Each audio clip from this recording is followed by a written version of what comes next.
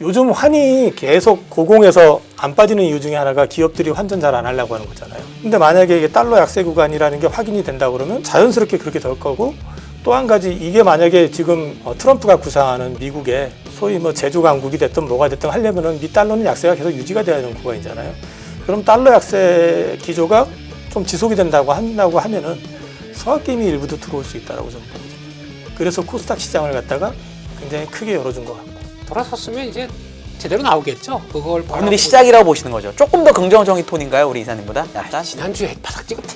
아니 바닥을 찍었는데 이제 찍고 이렇게 될 수도 있잖아요. 이게 아니라. 거기서 변동성이 조금 나오다 보니까 그랬는데 날짜계산 막 해보니까 거기가 맞아요. 맞긴 맞는데 네. 또 하루 올랐다가 이렇게 되면 또 내일 빠지게 되면 또 와서 이러고 있겠죠. 네, 그렇다고 하더라도 털어는 과정 쪽에 나오는 변화라고 보고 있고.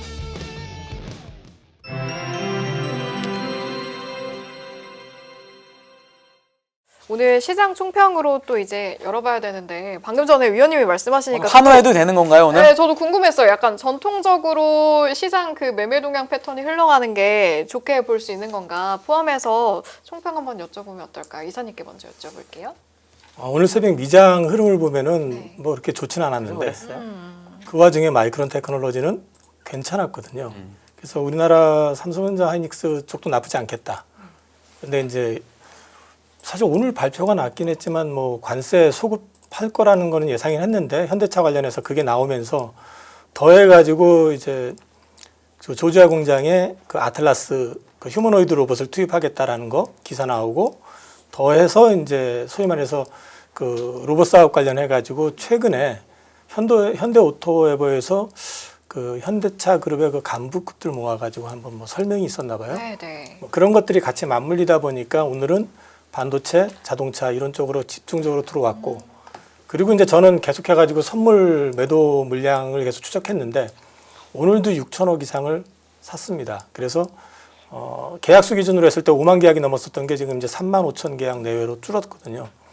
그럼 이제 외국인들 같은 경우도 이제 그 매도 압력에 대한 부분들 이런 걸 굉장히 완화시킨다라는 거, 그리고 사실상 추가적인 급락 이런 걸 야기시키는 것보다는 그쪽에서도 어느 정도 이제 포지션을 좀 정리해 나가는 과정으로 저는 보고 있기 때문에 증시 하단은 굉장히 이제 견고해지는 그림이 나올 것 같고, 바로 치고 올라갈지에 대한 부분들은 막 치고 올라가게 되면 여전히 선물이 남아있는 부분이 있기 때문에 외국인들이 이렇게 쉽게 용인할 것 같지는 않고요. 미증시 같은 경우도 FOMC 전까지는 어쨌든 좀 경계감은 어떤 시기든 조금 발현이 될 가능성이 있기 때문에 계속 말씀드리는 거지만 저는 12월 둘째 주, 다음 주죠. 그러니까 FOMC, 그 다음에 우리 같은 경우는 선물 옵션 동시 만기. 그 전까지는 뭐 상단 막힌 상태에서, 어떻게 보면 상하단이 막힌 상태에서 그런 흐름이 좀 이어지지 않을까. 종목 흐름, 종목 장세. 오늘도 사실 좀 그런 흐름이었었기 때문에 어제 포지션을 열심히 정리를 했는데 오늘은 막상 시작하고 나니까 할 게 없어가지고 진짜 리포트만 뒤져봤습니다. 오늘은. 알겠습니다. 대표님은 오늘 시장 어떠셨어요? 네, 지난주에 바닥 찍고 추세 전환 얘기했다가 조롱을 당했었습니다. 네, 코스닥이 전환했잖아요. 그럼 됐지. 그쵸? 우리 네, 이진우 소장님마저 저를 조롱하더라고요. 둘 중에 하나 맞으면 된 거죠, 원래.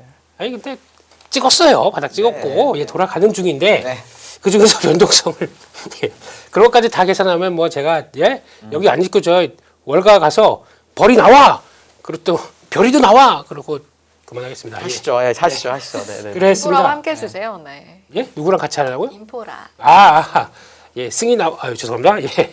그래서 그런 쪽으로 봐야 될 것 같은데, 일단 지금 분위기는 뭐 그렇다고 하더라도 이게 뭐 그냥 다 됐으니까 이제 외국인들 또한 1조 넘게 사게 되면 우와 그러잖아요. 근데 이제 더 이상, 그러니까 지금 만약에 일본이 금리를 인상을 한다, 우리한테 호재일까요, 악재일까요?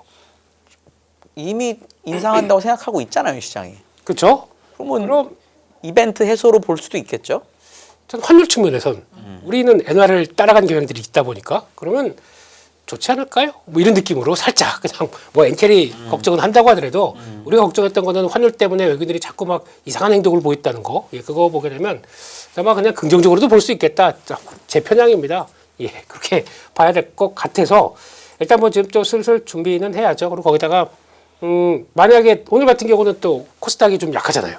예, 그리고 또 뭐 바이오 종목들 매도 물량 나오고 그러면 이쪽으로 가니까 당연히 이쪽으로 좀 쉬고 이쪽으로 갔다가 또 잠깐 주춤한다 그러면 이쪽으로 또 가고 예 양수 날개 양날의 검 예 동전 뭐 이러면서 같이 전방위적으로 매매해도 될 것 같다 이렇게 생각하고 있습니다. 네.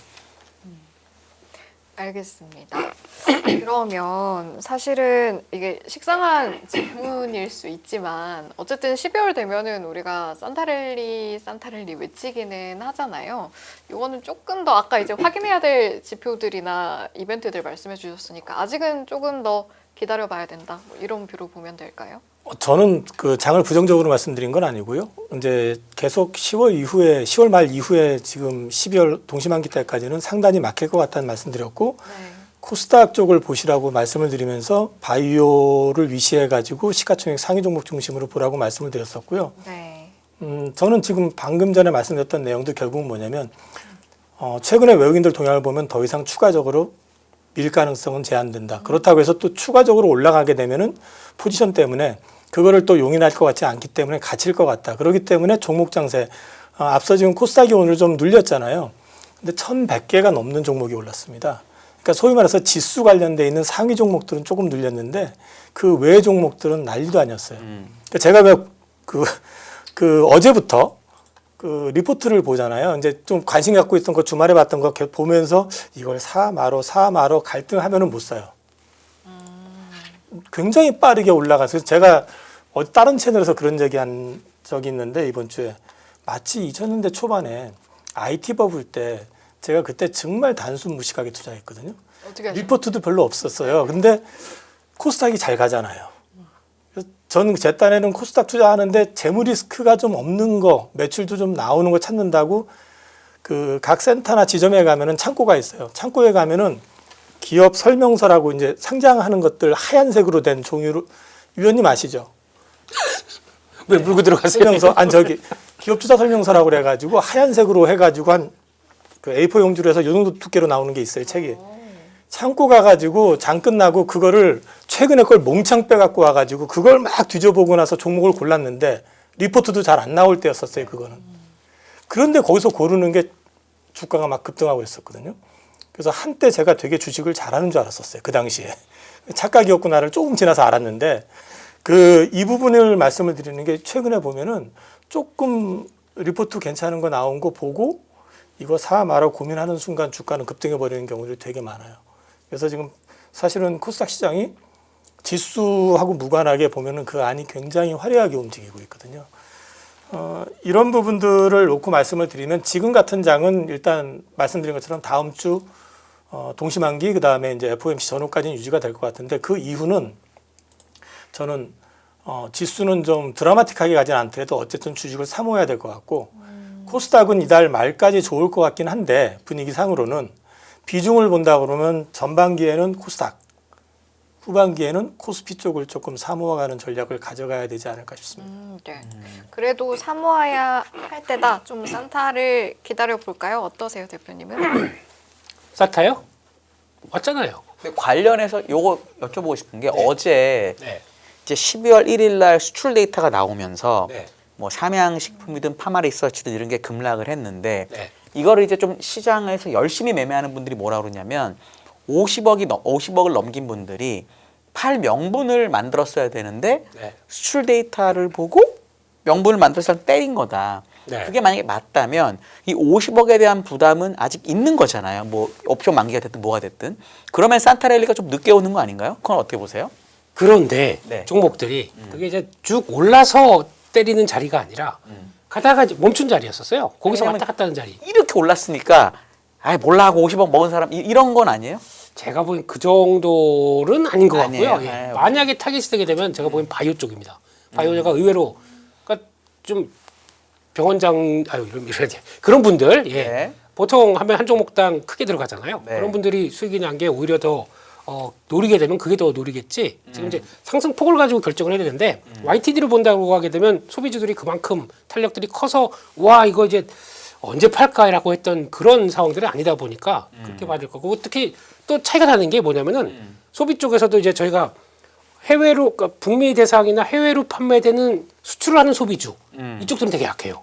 근데 반대로 내수 유통 쪽은 날아가고 있습니다. 요즘에 현대백화점 어제부터 날아간 거 아니에요? 그러니까 하루 10만 됐는데 하루? 아니요, 이거 아니요? 최근에도 주춤주춤하다가 네네네. 쓱 하고 올라가기 시작하면서 그쪽들이 올라간다는 건 원래 환율로 본다라고 하게 되면 떨어져야 돼요. 원래. 그쵸. 그래야 되는데 안 떨어지네. 원래 워낙 강세가 돼야 내수에 대해서 강하게 들어오는데 지금 반대가 돼 있어요. 그러다 보니까 이거 어디서 뭘 맞춰야 돼 하고 막 투덜투덜거리면서 시작을 봐야 될 수밖에 없다 보니까 그러니까 결국에는 우리가 관심 없는 것만 올라간다 이렇게 보시면 돼요. 그렇다고 현대백화점 보니까 카드 결제액 있죠. 내수의 카드 결제액 10월 11월 때부터 쫙 늘었더라고요. 백화점에서 백화점 유통 쪽에서 돈들이 다 그렇게 어디서 그러니까 저 금액 받아다가 소비 쿠폰 받아다가 그 집에서 쓰고 나머지를 백화점에서 썼나 그런 생각도 들다 보니까 또 그렇습니다. 그래서 알겠습니다. 저만 명품이 예. 신발 신고 계신 거 아니에요 지금? 잠깐만요. 이러고 방송할게 이러고. 네. 네. 방송 사고 납니다. 네, 네, 제발요. 예. 저희 문 그렇습니다. 닫습니다. 저희. 예, 예. 네. 오늘 그거 시장 장표도 한번 정리한 거 보여주시죠.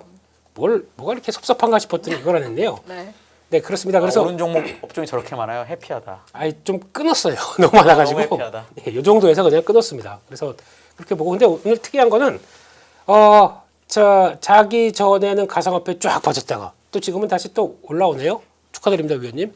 너무 약소하게 올라와서 올라온 것도 아닙니다. 그래요? 네. 그래도 바닥 이거 보고 있으면은 정신 없어요 요즘에. 그래서 일단 그렇게 봐야 될 것 같고 오늘 또 특이한 게 아시아 증시 다 약세였어요. 근데 한국만 제일 또 이렇게 원래 강한 시장이 먼저 턴하고 했으면 손을 그렇게 턴하고 올라왔으면 좋겠다. 아람 쪽에서 한국 증시가 제일 셌다. 올해 제일 선두주자죠. 네, 그런 쪽에서 봐야 될 것 같고 대만도 강하다라고 하게 되면 오늘 그 유추해서 그냥 미국 시장도 괜찮지 않을까 이런 쪽으로 봐야 될 것 같고 강세업종으로 가겠습니다. 해운주가 벅 올라갑니다. 근데 이게 벌써 좀 조짐이 있었어요. 요즘 LNG 쪽하고 탱커 운임 이게 벌써 이제 턴에서 쫙 가고 있었는데 미국 시장 쪽에서는 그런 탱커사들 라인들 강하더라고요. 그런 쪽에서 보게 되면 그러다 보니까 BDI가 영향을 받습니다. 뭐 지금 4년 만에 최고치라고 하더라고요. 그러면서 작년 대비 한 40% 이상 올랐다라고 하다 보니까 그중에서 이제 페노션 하고 쭉 올라가면서 나머지 따라가는데 일단 이게 계속 가기 위해서는 이제 뭐 달러 약세, 뭐 원자재 가격 강세 이런 쪽으로 나오고 중국의 이구환신 또 시작한다면서요. 그게 이제 성과 나오기 시작하면서 또 그쪽으로 흡수 그다음에 뭐 가격들 쭉 올라가게 되면 그다음부터는 트렌드로 자리 잡겠죠.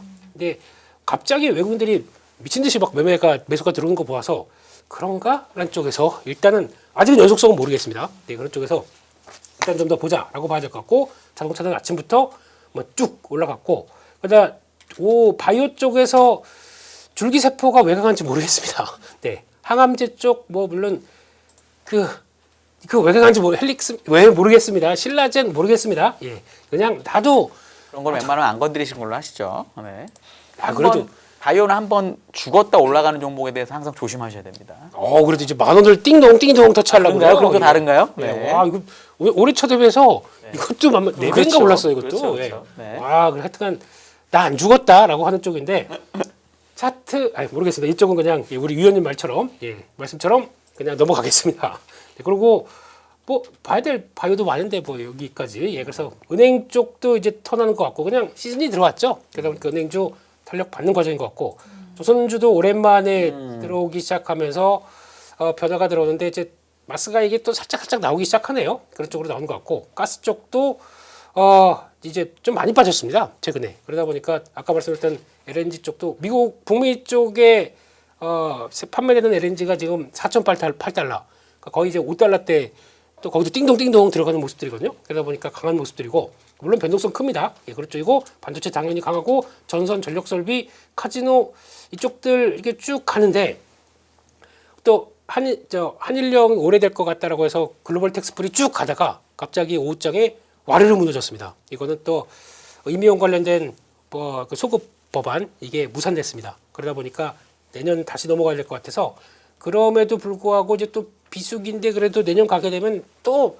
쭉 빠지면 또 올라오겠죠. 그런 쪽에서 일단 봐야 될 것 같고 라밧은 그냥 미스터 라밧 그냥 계속 봐준다 이런 쪽으로 봐야 될 것 같고 오늘 바이오가 좀 약하면 로봇까지 좀 약할 줄 알았더니 또 오후장에서 또 다시 고개를 쫙 들더라고요. 그런 쪽으로 봐야 될 것 같고 약세 쪽은 그래도 뭐 보안 쪽 어제 강했으니까 오늘 쉰다라는 쪽이고 스테이블 코인 이거는 어제 공채가 있었는데 아직 결론이 안 났죠. 네, 그래서 뭐 정부, 한국은행 계속 아직 동상이몽 이러다 보니까 좀 그런 분위기다 그렇게 봐야 될 것 같습니다.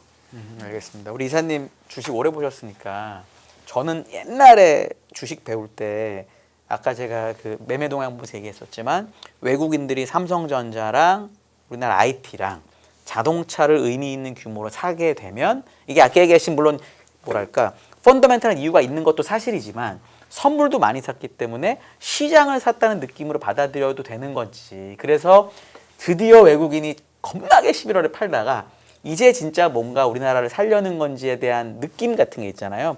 그건 어떻게 평가하세요? 그 부분에 대해서. 너무 옛날에 배웠던 게 올드해서 지금은 맞는지 모르겠지만 그래도 어쨌든 시장에 오래 계셨으니까. 오래 어떻게 있었다는 느끼세요? 얘기 자꾸 하지 마세요. 근데 오래 한 건 좋은 겁니다. 그건 이제 경력이 많다는 거니까. 노련하시다는 그럼요. 거네요. 베테랑이라는 얘기죠. 베테랑. 예.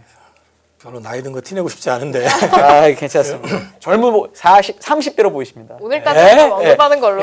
그때부터 주식하신 걸로. 이건 욕하는 거 같아요. 죄송합니다. 네. 아무튼 사실 이제 국장에서 말씀하셨던 것처럼 그 상위 주식들을 이렇게 편하게 집중적으로 들어오는 거는 굉장히 장이 좋다는 얘기거든요. 그것만 네. 놓고 얘기하면 거기다가 파생해서 선물이 종가에 좀 줄긴 했지만은 선물도 9천억 이틀 연속이에요, 거기다가 지금. 그래서 이제 바닥 확인에 대한 부분은 어느 정도 컨빅션을 준 것 같고 어떻게 보면은 11월 달에 북클로징 이슈도 있었고 뭐 여러 가지 이슈들 때문에 굉장히 매도가 많았었잖아요.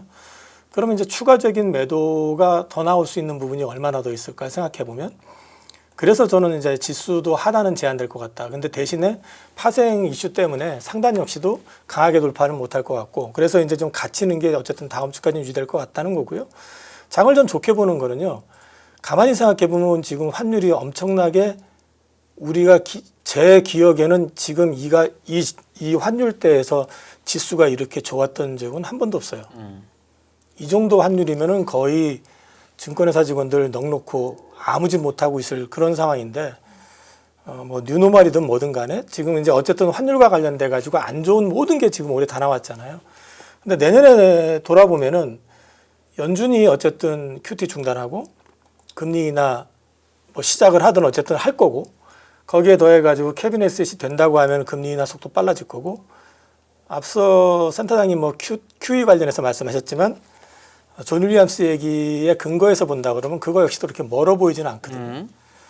그러면 달러가 강세가 되는 구간이 아니라 달러가 풀리면서 약세가 되는 구간이 되는 거고 조심스럽지만은 올해도 사실은 우리한테만 불리했던 거지 우리하고 일본 달러 인덱스로 보면 달러 약세 구간이 맞아요.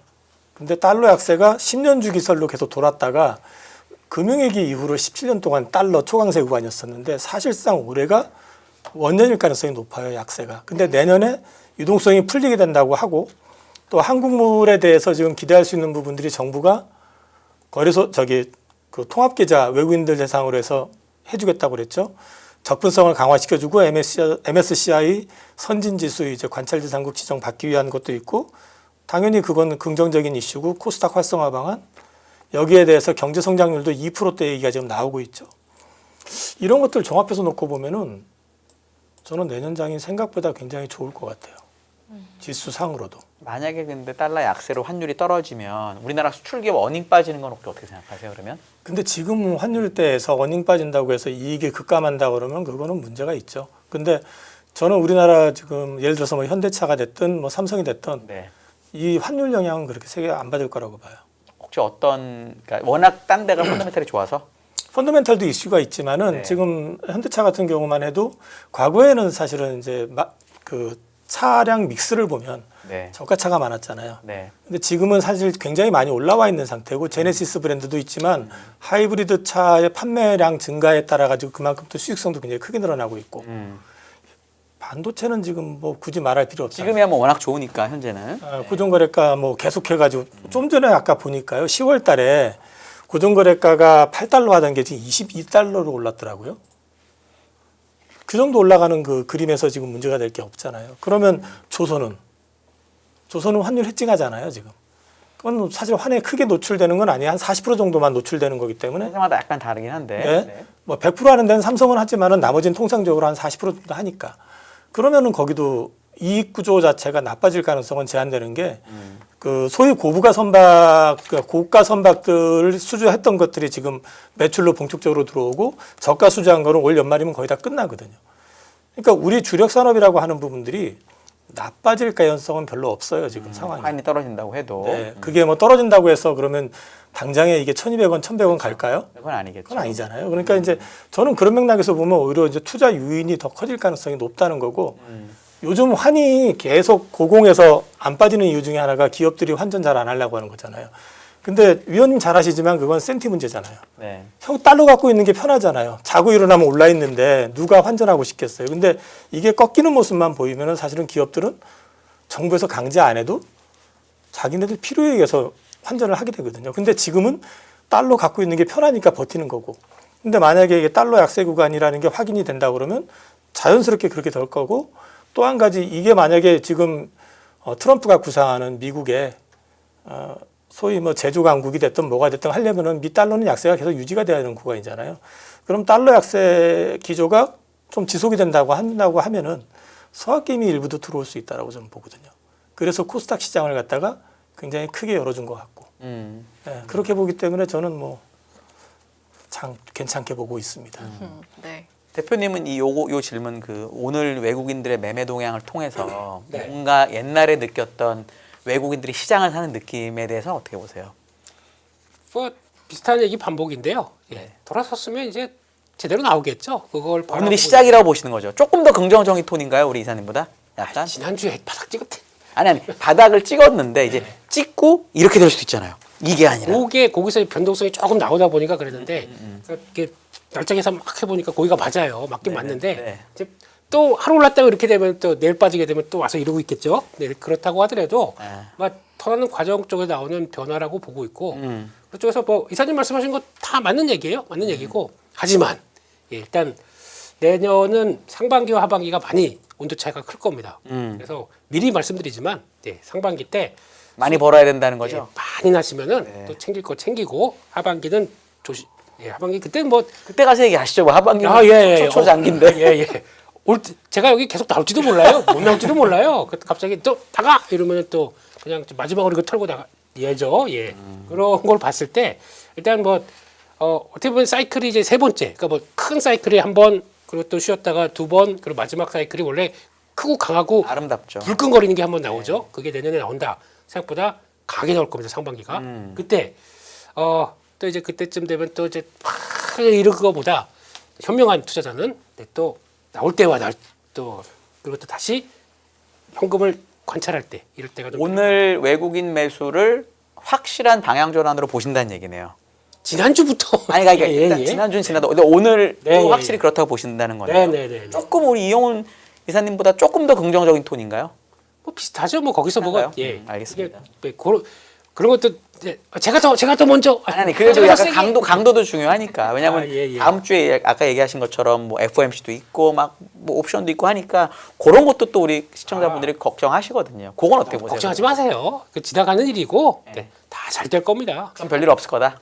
별로 없어 큰일 나죠. 다 잘 될 거고 그냥 알겠습니다. 잘 견뎌서 내년에 네. 좋을 때 팔자. 네. 제일 알겠습니다. 좋은 것 같습니다. 아니 이제 연말이다 보니까 저희 지금 센터장 특집도 하고 있고 내년 전망을 계속해서 하게 되는데 또 보니까 대표님도 내년 전망에 대한 JP모건의 자료를 가져오신 게 있네요. 이것도 한번 볼까요? 지금 이제 다시 코스피가 4천으로 다다르냐 마냐를 논하고 있는 상황이긴 하지만 내년에는 좀 5천을 바라볼 수 있을지 네, 한번 오늘 너무 몰아가는데요 그쪽으로. 아닙니다. 네. 그냥 아니 장이 단순한 좋았으니까 질문. 오늘은 좀 좋게 네. 가시죠. 이런 날은. 네. 내일 또 이게 어떻게 내일 안 바뀔지 좋고 모릅니다. 바꾸고 오늘 일단 내일은 또 좋게 눈물 가시죠. 흘리면서 네. 한번 하죠 뭐. 그때는 우리 다른 진행자가 하시는 걸로 하고 저희는 오늘 좋은 걸로 가시죠. 네. 나오세요. 내일 나오세요. 예. 네, 한번 6대 보겠습니다. 천 맞아. 저거 보고 제가 멋지다. 이게 이제 제일 중요한 게 날짜를 보세요. 밝은 날짜 11월 26일입니다.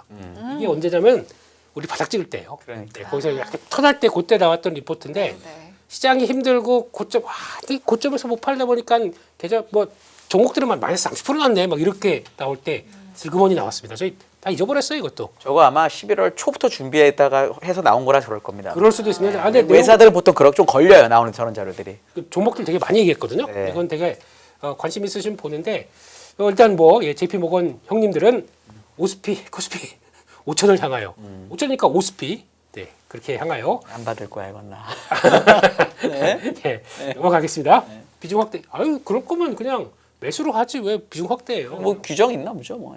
예, 그냥 뭐 앞으로 지수가 20%더 갈 텐데 그럼 예, 그냥 매수. 예. 그래서 기본이 5천원이네요. 예. 강세로 가게 되면 6천, 약세 4천? 그럼 지금 약세도 아니에요? 약세보다 더 미친 거네요 지금. 예. 그래서 MSCI는 1,600. 예.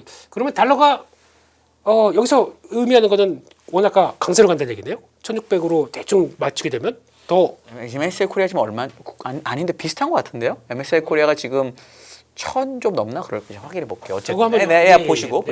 그렇게 보게 되면은 일단 얘기 나오는 거는 이제 구분해서 나왔겠지만은 일단 뭐 조정시 매수 기회 뭐 이건 넘어가겠습니다. 예, 그거 보고 일단 그래서 기업 거버넌스 개혁 쪽들 얘기 나오는 거고 계속 좋은 얘기. 지금은 이제 마지막은 아니겠지만 자사주 초과 얘기들 한번 더 남았죠. 한 방 더 이렇게 생각하다 보니까 지금까지 했던 배당 세제 개편 이후에 또 추가로 될 것이다라고 하고 있고 그러다 보니까 작년 대비해서 올해 자사주 매입 규모가 80% 이상 급증했다라고 하고 있고 이 기조가 그대로 돈 많이 벌면 해야죠. 뭐 이런 쪽으로 나오고 있는데 밸류업 한다는 회사들 지난주에 한번 쭉 추려서 보니까 의외로 공기업 쪽들이 좀 많습니다. 공기업 쪽에서도 약간 공기업보다 에너지 기업들 이런 것들도 좀 많더라고요. 그래서 네.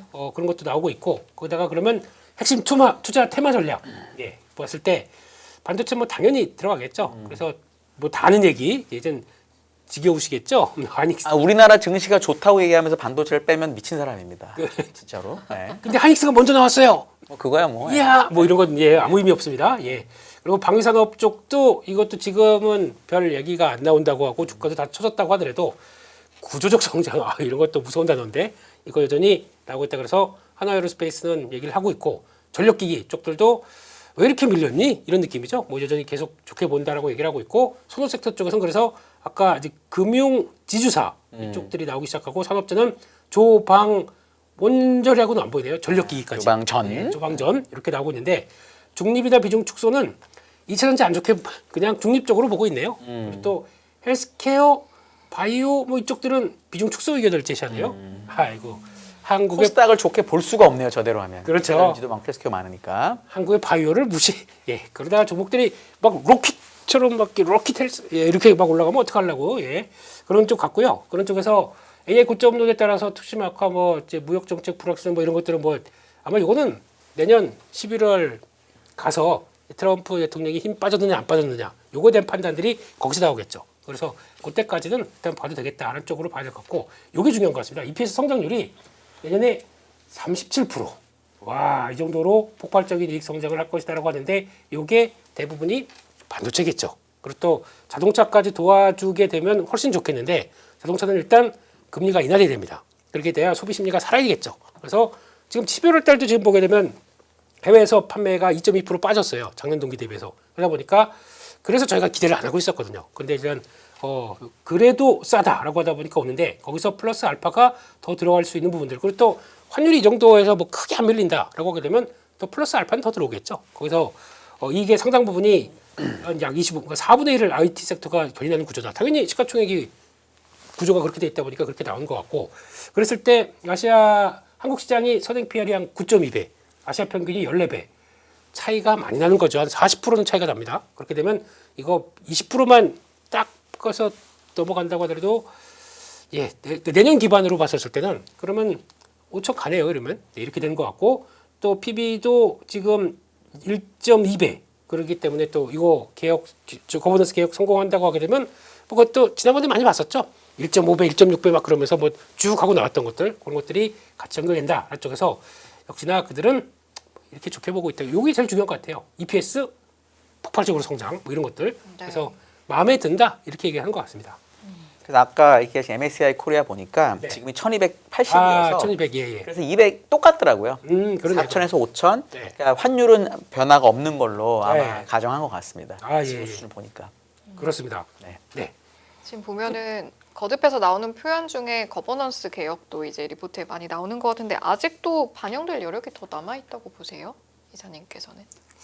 오늘 당장에 금융주 강세해 보인 거는 배당소득 분리과세 그건 무조건 될 때 아니에요. 지금 배당 성향 자체가 워낙에 높은 데들이니까. 근데 저는 개인적으로 그 미국의 은행들 보면은 그러니까 소위 말해 가지고 투자은행하고 일반인들 대상으로 하는 이제 서민은행, 뭐 상업은행 뭐 그런 쪽하고 밸류는 좀 차이가 나거든요. 그래서 밸류상으로 봤을 때 저는 우리 은행들이 업사이드가 얼마나 될지는 잘 모르겠어요. 근데 투자 메리트는 보수적인 사람들이라고 그러면 배당을 통해 가지고 분리과세 받게 되면은 그거 이상 없잖아요. 뭐 은행 금리 올렸다고 하면서 통지 오는 게 3% 근처던데 지금 뭐 KB 같은 거 투자해서 배당 받으면 훨씬 높을 걸요 아마. 예, 그래서 좀 더더군다나 또 분리과세 되는 거니까 자산가들한테는 훨씬 유리하고 하니까 그런 니즈는 좀 있을 것 같아요. 네. 그러면 예를 들어 배당소득 분리과세가 지금 얘기 나오는 게 뭐 40% 배당 성향이 뭐 여러 가지 조건들이 있잖아요. 그리고 이제 다행히 내년에 발생하는 배당부터 분리과세 해준다고 하면 1년이 땡겨진 거나 마찬가지잖아요. 그러면 은행이든 뭐 이런 식으로 배당하는 종목들이든 얘기하신 것보다 상대적으로 조금 더 강한 매수가 붙어서 우리 이승희 아나운서가 물어본 것처럼 시장에 약간 주도주 비슷하게 될 수는 없는 건가요? 그렇게는 안 될까요? 주도주가 되려고 그러면 주가가 많이 불을 뿜어야 될 텐데 네. 그렇게 되면 또 그만큼 배당 분리과세가 되니까 또 뭐 그걸 얘기할 수 있긴 그러면 하겠지만 세금이 확 주니까 실질 배당은 좀 느는 효과가 있잖아요. 네. 그런 건 있을 수 있다고 보는데 네, 네. 저는 근데 이제 우리나라 금융지주의 어떤 수익 구조가 성장을 담보하는 그림은 아니잖아요. 네. 그래서 저는 그 일정 선 이상에선 좀 제한될 것 같아요. 저는. 그러니까 뭐 아주 드라마틱하게 뭐 삼성전자 요즘 목표 주가 올라가는 거 보면 놀랍지 않습니까? 한여름에 제가 봤을 때 리포트 26년도 영업이익을 40조 넘어가는 걸 별로 못 봤는데 지금 100조가 아니라 120조 근처까지 가요. 지금 삼성전자가. 네. 그러니까 뭐 그런 식의 어떤 그림을 그려줄 정도로 올라가는 그림은 안 나올 것 같고 간다고 하더라도 여기서 뭐 일정 부분은 더 올라갈 수 있는 부분이 있겠지만 저는 좀 제한될 것 같아요. 그리고 이제 아까 김민수 대표님 가져오신 JP모건 리포트에서 비중 축소가 워낙 2차 전지나 헬스케어가 있다 보니까 그러면 코스닥은 좀 어려운 건가 이제 이런 이야기도 나왔었는데 또 오늘 저희 다루려고 준비한 이슈 중에 코스닥도 있어서 좀 이야기를 해보면 사실 뭐 코스닥 활성화 방안에 대한 이야기도 아까 잠깐 나오긴 했는데 기대감은 있는데 이제 이게 중요할 것 같아요. 이게 잠시 있을 기대감인지 본질적으로 이런 방안들이 뭔가를 코스닥에 대한 인식이나 투자를 해결할 수 있는 방향으로 갈 건지 지금 보시기에는 판단이 어때요, 이사님? 저는 이거 하게 된다고 그러면은 코스닥에서도 좀 걸러질 회사들은 좀 걸러질 필요가 있다고 봅니다. 사실은 이제 걸러져야 되는 회사들이 증시의 일정 부분의 이상의 좀 자본들을 계속해 가지고 이제 갉아먹는 역할을 하거든요. 그래서 이제 그런 부분들이 같이 진행이 된다고 그러면은 코스닥 시장도 좀 건전해지고 그리고 이제 실제로 정부가 의도하는 대로 이 시장 내에서 또 뉴스타가 나올 수 있다고 보거든요. 그래서 지금 자료를 제가 좀 몇 개를 준비를 해봤는데 네네. 그림 보시면은 그 금융위원장 발표를 통해 가지고 이제 150조 원 국민성장펀드 추진 계획이라는 걸 발표한다고 하는데 발표한 것 같지는 않아요.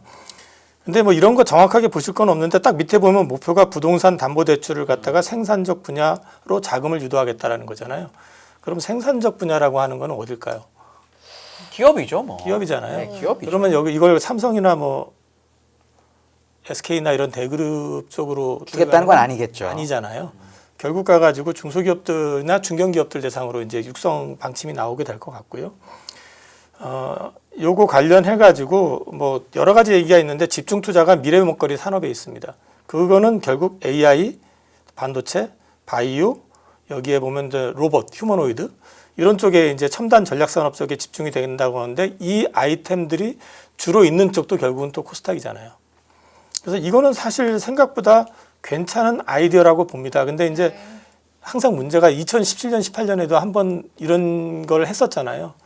근데 문제는 이게 그냥 추진만 해서 끝날 게 아니라 말씀드린 것처럼 걸러내고 걸러내면서 가야 돼요. 사실은요. 그래야지만 이 시장 자체에 대한 믿음이 더 생기게 될 거고 그 신뢰를 바탕으로 해가지고 더 많은 이제 코스닥 시장 자체가 좀 더 성장할 수 있는 계기가 될 것 같아요.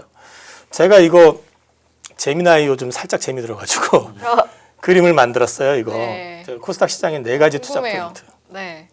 한번 볼까요, 화면으로? 네. 이게 이제 네 가지 투자 포인트라고 해가지고 적어놨는데 보면 코스닥 성수기는 통상적으로 이제 1분기 때가 여태까지 강했었어요. 근데 저는 개인적으로는 사실은 이거는 조금 이번에는 퀘스천인 게 연말에 되게 강할 것 같고요. 반면에 이제 JP모건 헬스케어가 1월 초에 있거든요.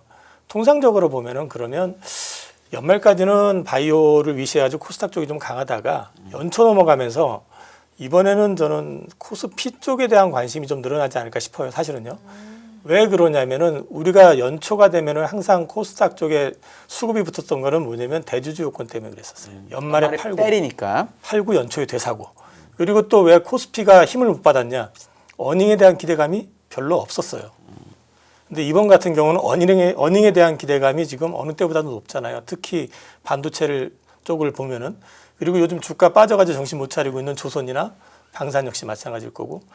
어닝에 대한 기대감이 이런 걸 봤을 땐 그 연초 들어가면서부터 코스피 쪽으로 다시 돌긴 할 것 같은데 그렇다고 코스닥이 거기서 끝이 나는 게 아니라 저는 그 기간을 통해 가지고 오히려 코스피가 또 이익 실현이 되면 코스닥을 또 보셔야 될 것 같아요. 그래서 이제 그런 식으로 움직일 것 같고 두 번째는 미국도 그러지만 이제 통화 정책 완화 가능성 이런 것들 때문에 러셀 2000이 최근에 거기도 많이 올라왔어요.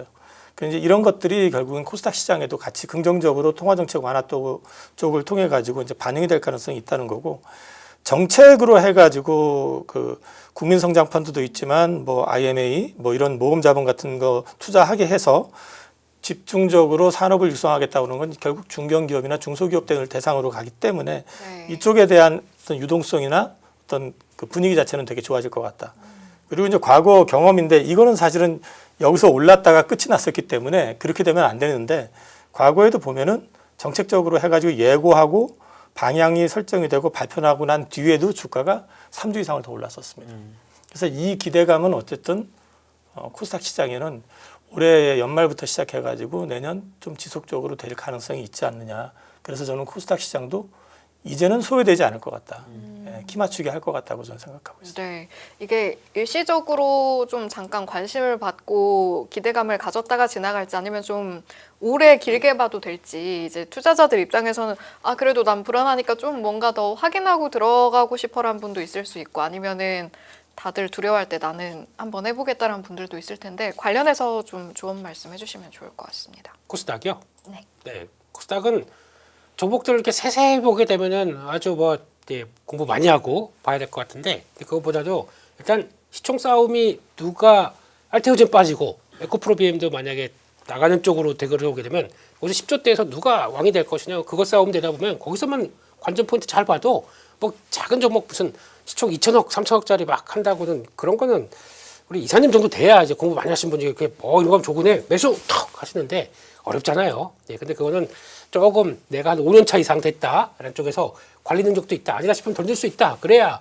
매매할 수 있는 거고 뭐 그냥 시총 상위 쪽에서 지난번에 말씀드렸듯이 섹터가 있을 거 아닙니까? 뭐 2차전지 있고 바이오 있고 거기다가 임용 쪽은 좀 너무 변동이 크기 때문에 로봇 있고 반도체 소부장 있고 소부장도 뭐 지금 시장에서는 뭐 삼성전자 하이닉스만 본다고 하는데 아니에요. 또 움직이게 되면은 또 이제 막 따라가려고 또 그렇게 나오다 보니까 그런 쪽에서도 같이 봐야 되고 왜냐면 약간 한 20일간까지 벌려놓는다 그러면 그쪽에 다 포진돼 있거든요. 그런 것까지 보시면서 어차피 플레이는 나올 수 있습니다. 그런 쪽에서 한 축 맞춰가시면서 아 이번에 이쪽이 셌다. 그러니까 코스닥을 만약에 좀 중점적으로 본다라고 하게 되면 이번에 보니까 로봇이 셌다. 2, 3일 셌다. 그러면 보통 저희 타고 안 가거든요. 좀 멈칫합니다.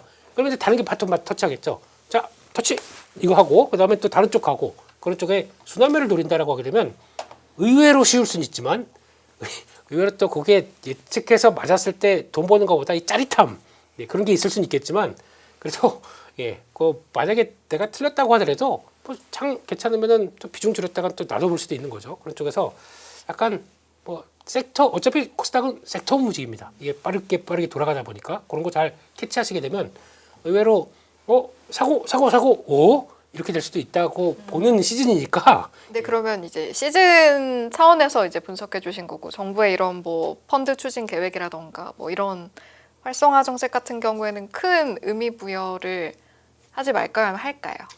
해야죠. 그런 것도 어차피 정부가 끌어낼 것 같고 아까 이사님 자료 이사님이 안 하시고 챗 GPT가 했대 제미나이가 했죠. 예, 제미나이가 하셨다고 하는데 재미날 이사님이 쓰신 거니까 하신 요청해서 거죠. 하신 거죠. 그럼요. 네, 근데 하나 안 들어간 게 사람이 있... 손을 타야 됩니다. 아, 예. 하나 안 들어간 게 있습니다.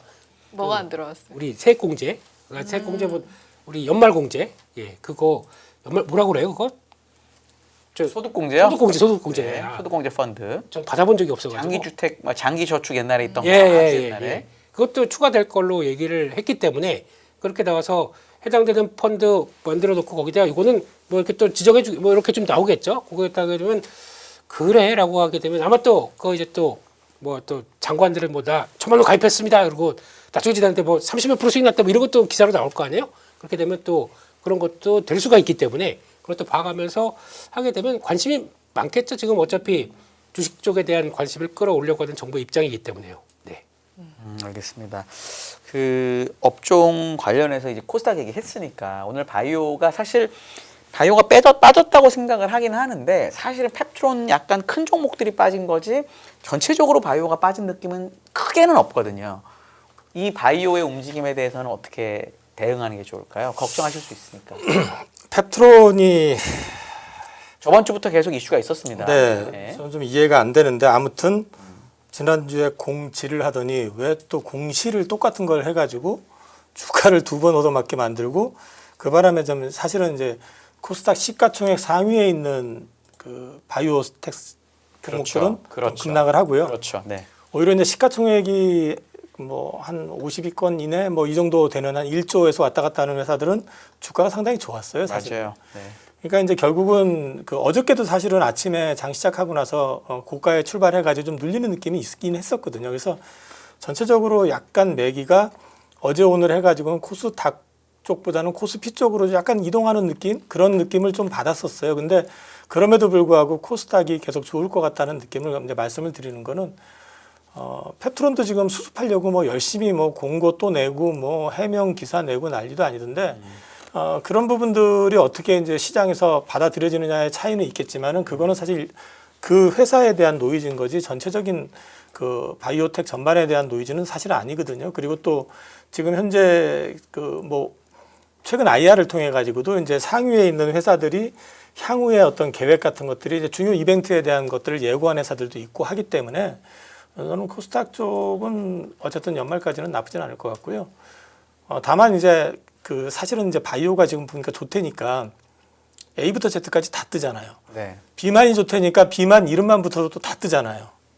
조심은 하셔야 될 부분들은 왜 그 물 빠진 수영장에선 누가 수영복을 입었는지 안 입었는지 알지만 물이 차 있는 상태에서 모르잖아요. 그래서 사실은 이제 좋을 땐 좋은데 그게 진짜인지 가짜인지는 좀 고민을 하셔야 된다라는 거죠. 그래서 제가 이제 바이오 말씀을 드릴 때마다 그 귀로 듣고는 절대 하지 마시라. 저는 이제 문과 출신인데 주말에도 사실 바이오 주식만 보다가 제가 고객님들한테 톡하면서 눈알 빠지는 줄 알았다고.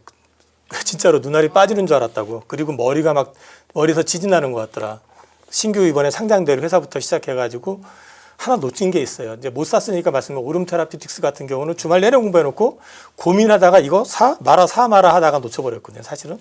근데 이제 그런 말씀을 왜 드리냐면은 공부를 그냥 뭐 한번 리포트 보고 괜찮네 누가 좋다니까 사놓으면 이게 진짜인지 가짜인지에 대한 판단을 하는데 되게 어려움이 생길 수가 있어요. 그래서 가급적이면은 바이오 투자하실 때 본인이 모르시면 ETF 하시는 게 낫고요. 그게 안전하고요. 그 다음에 바이오에 대해서 확신을 갖고 있다 하더라도 회사에 어떤 변화가 있다든지 이런 거에 대해서는 좀 적극적으로 예민하게 대응을 하셔야 됩니다. 저 같은 경우도 그 투자해놓고 한번 회사 탐방 갔다 오고 나서 투자를 많이 했었는데 주기적으로 소통을 하거든요. 근데 딱 그 상대방 반응 보고 나서 느낌 이상해서 정리했는데 그거 손절했어요. 그때 15%인가 손절했는데 많이 샀었어요. 몇만 주 샀었는데 저 손절하고 나서 한 달인가 2달 지나가지고 거래 정리됐었어요. 그러니까 그만큼 시장 자체가 리스키하다라는 걸 말씀드리는 거니까 좋다고 해서 거기에 너무 취하시면 안 된다라는 거죠. 바이오에 대해서는. 그렇죠. 대표님은 요 펩트론이나 이런 좀 대형 바이오주 오늘 이슈를 그냥 개별 종목 이슈로 보실 것 같긴 한데 그래도 어떤지 얘기 좀 해주시죠. 좋을 땐 그냥 넘어갑니다. 그렇죠. 이것도 그냥 넘어갈 거예요. 네. 만약에 이게 지난번 뭐 여름 때라든가 뭐 이제 코스닥 안 좋을 때면 이거 오늘 심하게 밀렸겠죠. 왜냐면 저희가 펩트론도 기대했던 게 12월 7일까지 기간이 1, 2랑 뭐 할 거다 진짜로. 금액도 알려진 것도 요만큼인데 그것도 이제 물론 이제 더 좋게 해석하더라고요. 그걸 가지고 이제 릴리뿐만 아니라 좀 더 확장된 쪽으로 나오면 그러면 더 스마트 대포가 얼마나 큰 대포인데 이러면서 그런 쪽으로 얘기를 나오다 보니까 이런 거 웃어주시네요, 이런 거. 좋았습니다. 네. 그래서 기술 이름을 바로 대포로 연결시키시네요. 그렇죠. 큰 대포 뻥 쏘고 그러면 받으세요 이러면은 또 이 빅파마들이 또 다른 것도 할 수 있겠다라고 뭐 독점 계약 아니지 않습니까? 네. 그렇기 때문에 이런 쪽에 기대감도 남아 있을 수 있는데 근데 그거는 불확실성이 이제 해소가 되는 관점으로 볼 수도 있겠죠. 어떻게 보면 이제 지난 거고 그럼 우리 열심히 하겠어요라고 하다 보니까 그래서 그런 건데 그런 쪽에서 지금 국내 기업들이 생각하다 보면은 의외로 아까 우리 이사님도 말씀하셨지만 새로운 이제 문을 두드리는 기업들도 빅파마들하고 연결했던 회사들이 되게 많아요. 그리고 그들 같은 경우도 이제 금리 인하기 들어오잖아요. 그러면 훨씬 더 M&A나 또 라이센스가 나기 위해서 자금 조달해서 이거 괜찮네 많이 쏩니다. 그렇게 되면 오히려 그들한테도 좋은 기회가 될 수 있겠다고 봐야겠죠. 지금 사느니 조금 자금 어차피 내부적인 자금도 있을 거고 그런 쪽에서 성과 낸다고 해서 하게 되면 올해 내년도 이런 얘기는 많이 나올 것 같아요. 근데 그럴 만한 회사가 뭔지를 찾아가겠죠. 그렇게 되면은 지금 부각을 많이 받는 회사가 그런 회사들이에요. 쉽게 말씀드리면. 그리고 지금 개인적으로는 지난번에 무엇이든 물어보세요. 그때도 잠깐 언급은 드렸었지만 저는 코스닥 시총은 그 회사가 될 것 같습니다. 1위는. 네, 그래서 그 회사가 얘기하셨으면 그냥 오늘도 얘기해 주세요. 아니 보시는 분도 있어요. 이름 긴 회사라고만 말씀드렸어요. 이름 긴 바이오 회사. 7자. 그러네요. 네, 알겠습니다. 네. 어디 생각해봤네요. 네. 네. 그런 쪽으로 가는 게 그러니까 그런 쪽에서 그러면 이런 회사들이 추가로 더 확장이 나온다 그러면 그걸 더 붙여줄 가능성이 높다는 쪽으로 보게 되면 좋은 거 하세요. 그래서 결국 이런 페프론 같은 이슈도 그냥 개별 이슈고 지금 장이 좋으니까 그냥 넘어갈 일이다 이렇게 보신다는 얘기네요. 그럴 거 지금은 당장은 안 무너질 것 같습니다. 네. 알겠습니다. 네. 7자가 너무 많은데요. 생각나는 종목만 해도 벌써. 어쨌든 네. 그겁니다. 그럼 그겁니다. 네. 예. 네. 요 정도로 정리하고 너무 구체화시키면 좀 그럼요. 곤란해질 수 있으니까. 그러면 업종 이야기 이제 나왔으니까 계속해서 이어가 보면 아까 저희 이제 민수 대표님 장표에서 강세 업종 볼 때도 로봇주가 이제 떠 있었는데 로봇주 지금 이 흐름은 계속해서 좀 긍정적으로 이어질 수 있을지 이사님은 어떻게 판단하세요? 제가 로봇주 관련해 가지고는 그냥 일관되게 말씀드리는 게 뭐냐면 그룹사가 투자한 회사만 모시라고 말씀을 드렸었거든요. 그게 낫다. 또 떠오르는 것들이 좀 있네요. 근데 이제 왜 그 말씀을 드렸냐면은 뭐 우리나라 지금 로봇 산업이 산업용 로봇 같은 경우는 사실은 일본에 지금 한참 뒤쳐져 있고 휴머노이드 같은 경우는 사실 비교 대상이 안 돼요. 근데 이제 어쨌든 로봇 관련된 주식들을 움직이게 되면 기대감으로 많이 움직였던 측면이 강한데 저는 최근에 이제 내용들을 보면 조금 의미가 있다라는 생각이 드는 게 보스턴 다이내믹스 관련해 가지고 이제 본격적으로 그 미국 조지아 공장에 이제 그 아틀라스가 투입이 된다라고 발표났고 그다음에 연 2만 대인가 3만 대 규모의 양산 공장 들어간다고 했고 오늘 기사가 났는데 이제 모 회사가 액추에이터를 글로 납품한다고 해서 기사가 난 게 있어요. 그리고 또 보면은 그 엔비디아가 삼성하고 휴머노이드 로봇 그 사업 관련해 가지고 제휴 협력한다라는 게 나왔고 레인보우 로보틱스 관련해 가지고도 기사가 나온 게 삼성 공장에다가도 휴머노이드 투입한다라는 얘기가 나왔거든요. 이제 이런 기사들이 사실은 좀 일찍 나와줬었으면 훨씬 좋았는데 너무 막연했거든요. 너무 막연했다라는 게 레인보우 로보틱스 아직까지도 이름 안 바꿨잖아요. 그래서 제가 다른 데서 투자 아이디어 물어보길래 왜 거기는 삼성이 없죠라고 그냥 말하고 말았는데 뭐 이름만 바꿔도 벌써 이제 또 달라질 수 있는 평가가 달라질 거고 그게 이제 이름이 바뀐다는 얘기는 좀 더 구체화된다는 얘기겠죠. 사업에 대한 것들이. 그러니까 이런 것들까지 생각을 해본다 그러면 로봇 관련된 주식이 그동안에는 그냥 그 테마성으로 움직였다 그러면 조금 더 구체화되는 과정이지 않겠느냐. 그리고 지금 현재 시가총액 상위 주식에 그 은근히 그 로봇 관련된 주식이 많아요. 시가총액 1조 이상 넘어가는 것들이 많기 때문에 그러면 결국 코스닥 시장 활성화에도 이쪽이 같이 관여가 될 것 같아요. 그래서 로봇 주식들 같은 경우는 이제 퍼포먼스가 어느 정도 보이기 시작하지 않을까? 특히 저는 이번에 그 현대오토웨버가 아까도 말씀드렸지만 그룹 그 중견 간부들 모아놓고 로봇 사업이라든지 자율주행 관련된 브리핑을 했었다고 그러는데 그 되게 이제 본격적인 활동을 예고하는 거기 때문에 의미가 있다고 보거든요. 그래서 그런 쪽과 관련해 가지고 좀 매칭을 좀 시켜 보시면 오늘 같은 경우 당장에 현대 오토웨버가 굉장히 급등했었을 거예요. 맞아요. 그런 움직임들이 이제 나타나기 시작할 거라는 거죠. 그러면 로봇 관련된 주식들이 그동안엔 테마로만 분류가 됐었다면 이제부터는 이제 하나의 그 중요한 어떤 위치를 차지하면서 같이 성장을 조금 만들어가는 그림을 좀 그려주지 않을까? 저는 이제 그렇게 생각을 하고 있습니다. 안 그래도 이제 로봇주 이야기 시작하니까 테마주라는 키워드로 이제 채팅창에서 이야기가 올라오기도 하는데 로봇주를 앞으로는 성장주 관련 느낌으로 가져갈 수 있을지 대표님 의견도 궁금하고 특히 아까 이제 그 전략을 좀 팁을 주신 게 그룹주와 연계하는 것들 위주로 봤으면 좋겠다라고 하셨는데 여기에 있어서도 공감하시는지 두 가지 질문 드려볼게요. 네, 일단은 저는 그 이상이 될 것 같고요. 네, 그리고 또 저희가 환경이 만들어지는 과정이 있을 것 같고 또 특히 로봇주 얘기하게 되면 에이 저 마바라 방송 돌리실 겁니다.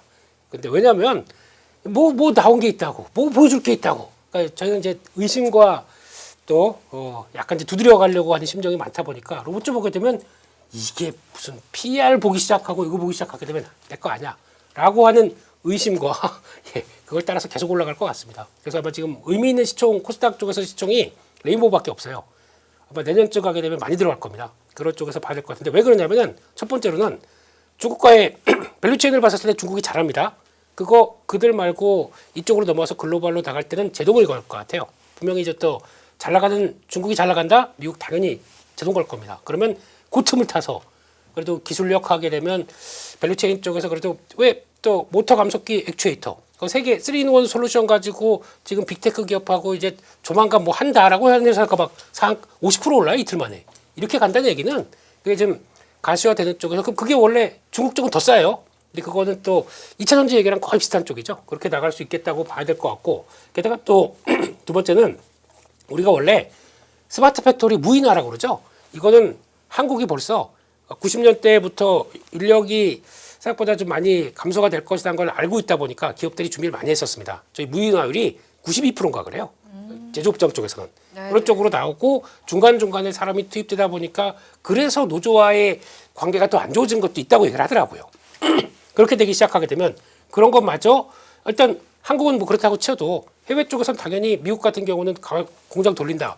인건비부터 들어가는 유지 비용들 엄청 많아요. 그렇게 되면 그거를 커버한다 그러면 그러니까 두 가지 스마트 팩토리랑 지금 휴머니드 로봇이 같이 들어가야 돼요. 네네. 그게 제일 중요하거든요. 근데 지금 스마트 팩토리 됐으니까 휴머니드 아니거든요. 중간중간에 사람이 들어가서 할 만한 것들 특히 사람 같은 경우는 또 산재가 있지 않습니까? 그때 또 들어갈 만한 그 비용들 꽤 발생하잖아요. 미국 같은 경우서 만약에 그렇게 들어간다.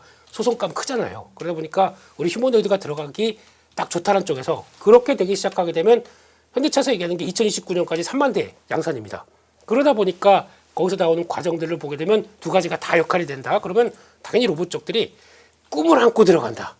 예, 요걸 잘 생각하셔야 돼요. 저희가 2차 전지 때 에코프로 BM도 뭐 나와서 그랬습니까? 이게 스토리 붙다 보니까 그렇게 강하게 들어갔잖아요. 딱 저는 그 필이 납니다. 지금 로봇 쪽들이. 지금도 예, 여기서 변화가 나오는 거 가지고 에이 많이 올랐어 이제 안 봐라고 하시다가 잘못하면 고점 잡으세요. 그렇기 때문에 지금 관심 없다 그러면 아예 관심을 끊으세요. 근데 나는 성장주 쪽으로 좀 치는데 라고 하게 되면 지금 그래도 저는 기술력을 더 중요하게 생각합니다. 알아주는 기술력들 갖고 있는 것들은 훨씬 더 그들의 손과 잘 손잡고 로봇 손 이런 걸 손잡고 같이 끌고 갈 수 있겠다라고 생각하고 있기 때문에 네, 좋게 보고 있습니다. 네. 알겠습니다.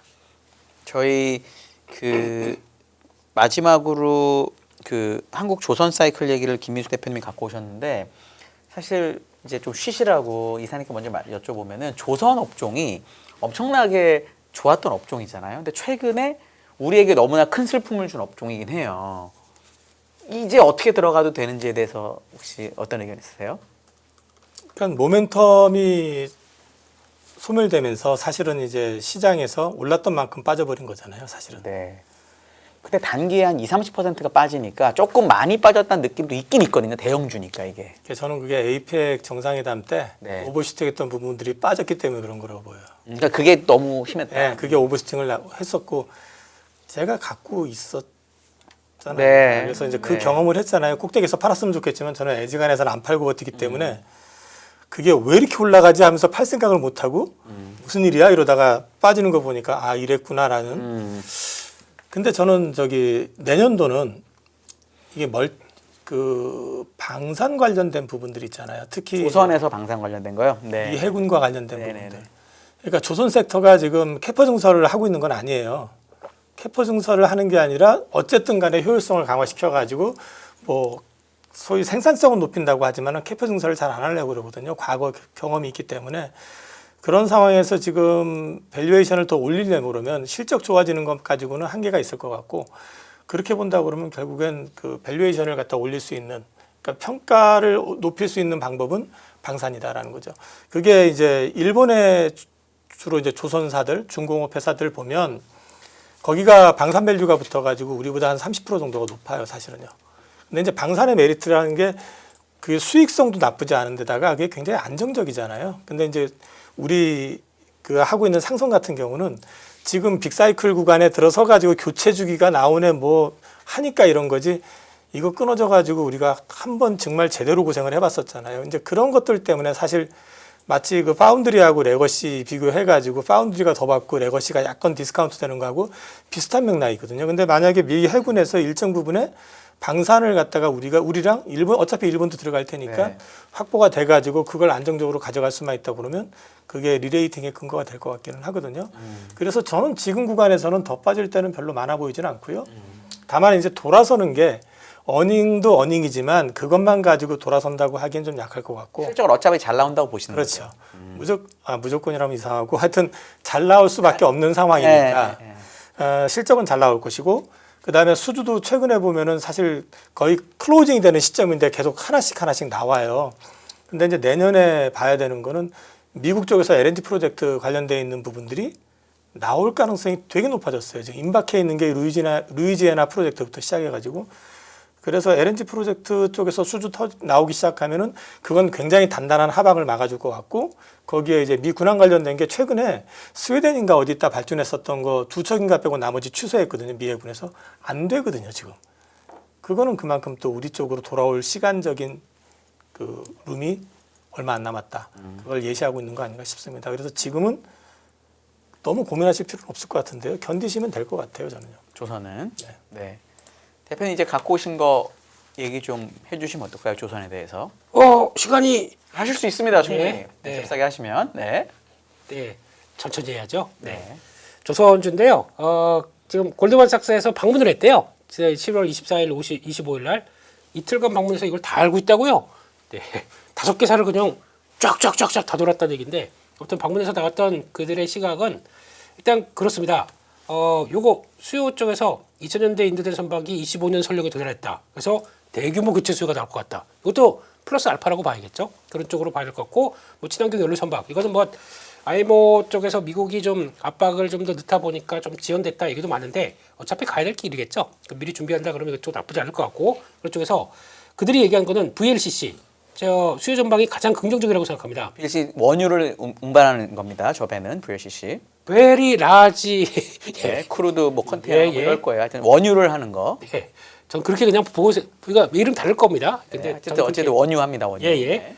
이 짜만 뭐 거의 아파트만한 그런 배들이죠. 예, 그런 쪽들이 이거 한국이 잘합니다. 그리고 또 거기서 얘기하는 아까 이사님 얘기하셨던 LNG선 이것도 계속, 근데 원래 이쪽들이 나오다가 상반기에 거의 절벽이었어요. 그러다 이제 하반기에 이제 조금씩 나오기 시작하는데 이거 계속 또 나올 것이다라고 얘기하고 있고, 컨테이너선도 들어오는데 이거는 우리나라 쪽이 그렇게 강점 있는 쪽은 아니죠. 그렇기 때문에 이거는 그냥 에휴 싼 건 대충 주고 가져가 이런 느낌이 날 것 같습니다. 그런 쪽에서 그래도 2.5년치 확보한 쪽에서 계속 이런 것들이 다 들어오기 시작하게 되면 그래도 생각보다 높은 단가다 보니까 수익성은 좋겠다라고 바라보는 쪽들이고, 이게 핵심이죠. 아까 이사님 말씀하셨던 것처럼 국내 생산 능력은 캐파 안 늘립니다. 그렇게 되면 일단은 수익성 방한다는 얘기겠죠. 그런 쪽에서 가고 있다라는 쪽으로 봐야 될 것 같고, 고마진 상선 쪽에서 수익성 중심 기준은 계속 될 것이다라고 바라보고 있는데, 특수선입니다. 나발? 네이버, 해군. 내 발 얘기하는 겁니다. 네. 지금 네 발이 석자지 뭐예? 예. 해군, 예. 해군하고 MRO가 차세대 성장 동력 웃어주셔서 감사합니다. 웃겼어요. 예. 예. 예. 이쪽에서 보고 있는데 여기 내용들 보시게 되면 하나옵션이 지금 앞으로 2030년까지 30%를 확대한다라고 하게 되면 그러니까 그 이쪽은 한번 들어오게 되면 또 경기를 특성을 잘 안 타잖아요. 그러다 보니까 그게 안정된다라고 하게 되면 한옵션 많이 빠졌어요. 고점 대비해서 50% 빠졌어요 지금. 50이요? 예, 15만 원까지 갔다가 지금 10만 8천 원이니까 한 40, 30. 40? 예, 아무튼 30, 40. 예. 아, 많이 빠졌네요, 진짜. 네. 그러다 보니까 이런 것까지 한다라고 하게 되면 이제 슬슬 돌아야 되지 않을까 싶은데 더 빠진 게 하나 시스템이에요. 이거는 괜히 중간에서 얘는 방산주야. 방산주 맞고 조선주 맞다 보니까 더 빠졌어요. 대충 그 부품주다 뭐 이렇게 간 거죠, 두 개 합쳐가지고. 예, 예. 네. 나중에 턴하기 시작하면 또 올라갈 때 또 빠르게 그럴 수 올라가더라고요. 있겠죠. 예, 그런 쪽에서 하나 시스템도 방산과 필리조선소 지분 갖고 있는 것들을 같이 계산해야 된다. 뭐 이런 쪽도 약간 언급은 나온 것 같습니다. 그래서 결론적으로는 글로벌 특수선은 수요가 공급을 초과할 것이다라고 예상되고 있기 때문에 그거를 누가 하느냐? 한국이 한다는 쪽에서 그러니까 팩트 시트 끝난 다음에 조금 좀 뭔가만 보여준다. 그러면은 일단 턴할 준비 이렇게 바라보는 게 골먼삭스 반응인 것 같습니다. 금융투자로 돈 벌기 쉽지 않으시죠? 그런데 불가능한 것도 아니죠. 글로벌 IB 트레이더의 눈으로 본 더 넓은 금융의 세계, 그들의 투자의 기술 정말 궁금하지 않으십니까? 여러분들을 응원합니다.